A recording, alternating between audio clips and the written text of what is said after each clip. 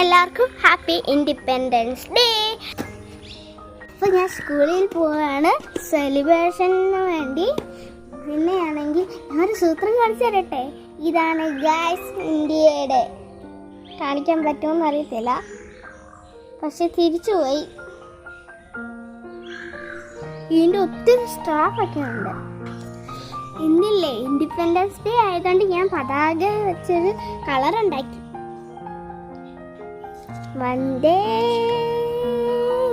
മാതരം, വന്ദേ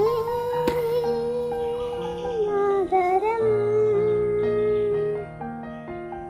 വന്ദേ മാതരം, മാതരം. അപ്പോൾ ഞാൻ പോയി ചേരാം. ടാറ്റാ.